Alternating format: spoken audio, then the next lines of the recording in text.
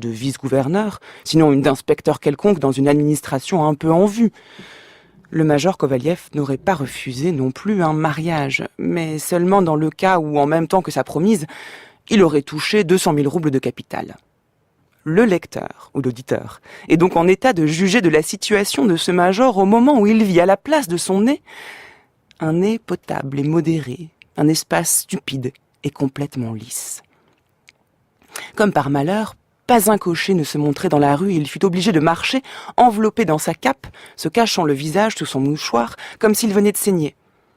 Mais j'espère quand même que c'est juste une impression, c'est quand même pas possible que ce nez disparaisse comme ça sans prévenir, se dit-il.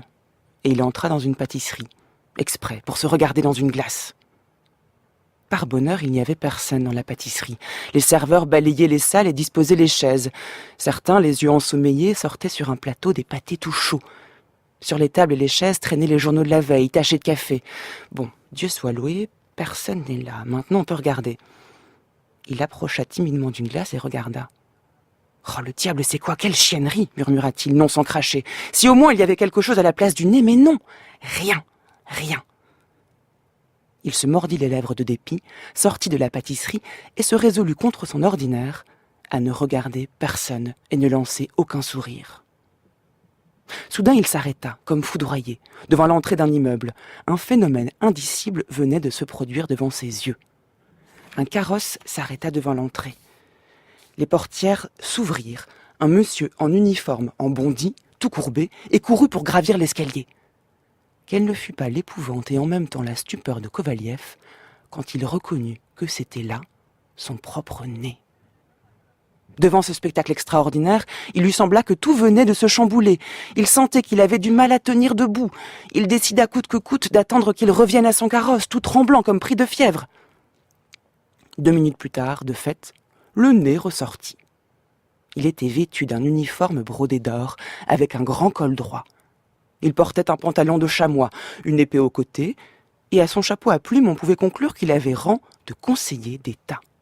Tout démontrait qu'il s'apprêtait à partir en visite. Il lança un regard à droite comme à gauche, cria au cocher « Fouette !» grimpa dans le carrosse et partit. Le pauvre Kovaliev faillit devenir fou.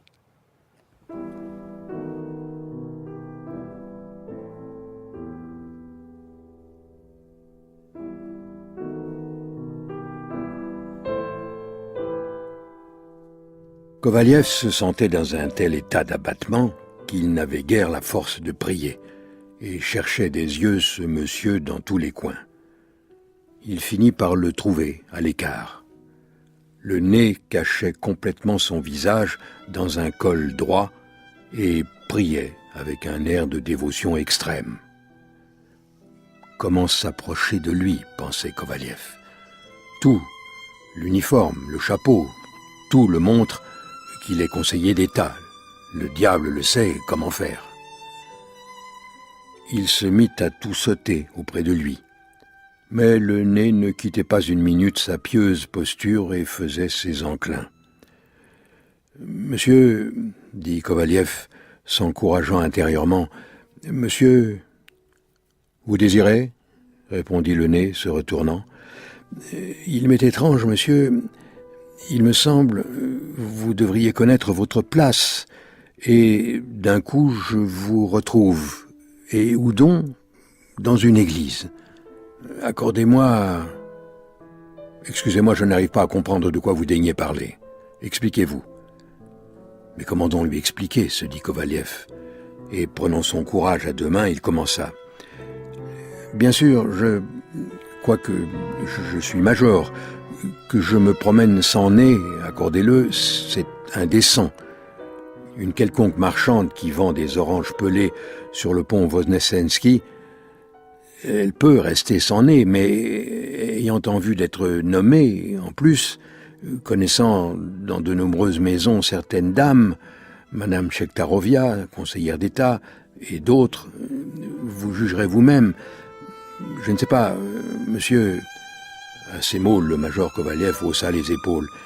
« Excusez-moi, examinant la chose du point de vue des règles du devoir et de l'honneur, vous comprenez vous-même... » « Je ne comprends résolument rien, » répondit le nez. « Expliquez-vous d'une manière plus satisfaisante. » Monsieur, dit Kovaliev avec un air empreint de sa propre dignité, je ne sais comment comprendre vos paroles.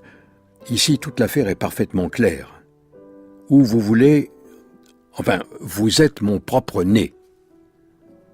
Le nez regarda le major, et ses sourcils se froncèrent quelque peu.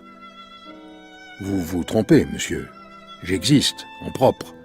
En plus, il ne peut y avoir aucune relation entre nous. En juger par les boutons de votre uniforme, vous servez dans un autre ministère. À ces mots, le nez se détourna et reprit sa prière.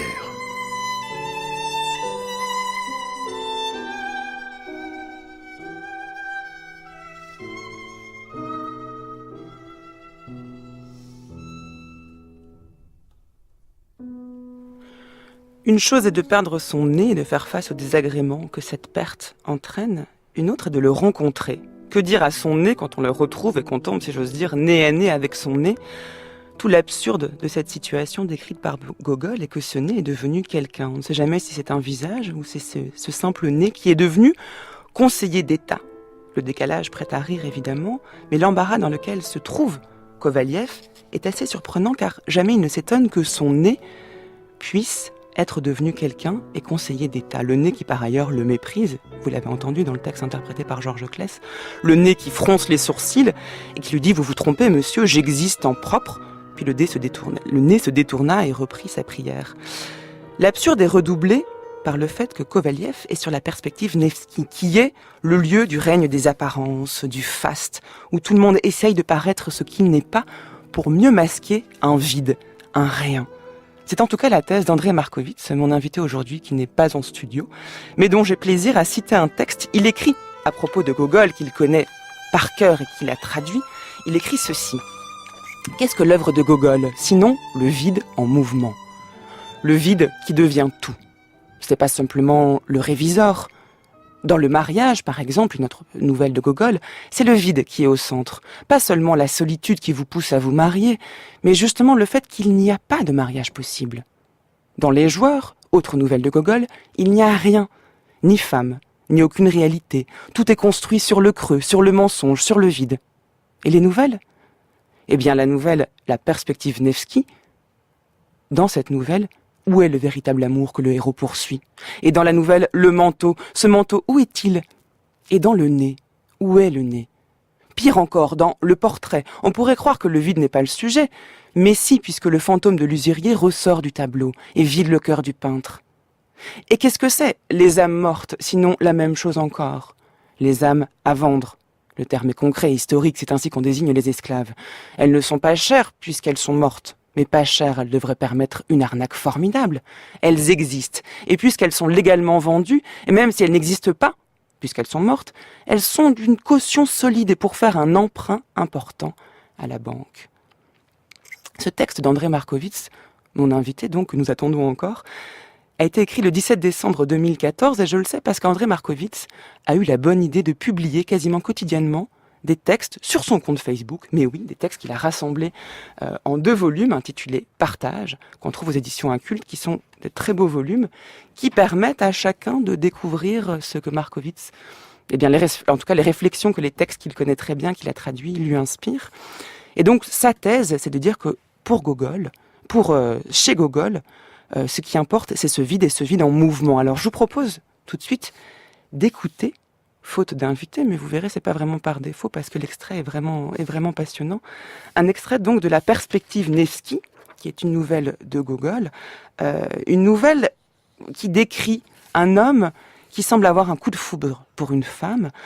Donc la perspective Nevsky, c'est l'artère principale de Pétersbourg, c'est l'arrière-fond de toutes les nouvelles de Pétersbourg de Gogol. Et ici, vous verrez ce personnage qui, parce qu'il tombe éperdument amoureux, ou en tout cas est extrêmement curieux de ce visage qu'il a croisé une fois, va tout faire pour essayer de retrouver cette femme jusqu'à se rendre compte au dernier moment que celle-ci n'est pas ce qu'il croyait qu'elle était, toute une métaphore de la perspective Nevsky et de la société de Pétersbourg telle que Gogol l'a déteint. Écoutez. Le jeune homme en habit s'engagea d'un pas timide et incertain dans la direction où se déployait au loin le manteau multicolore, dont les teintes s'illuminaient et s'assombrissaient tour à tour chaque fois que l'inconnu passait sous un réverbère ou s'en éloignait.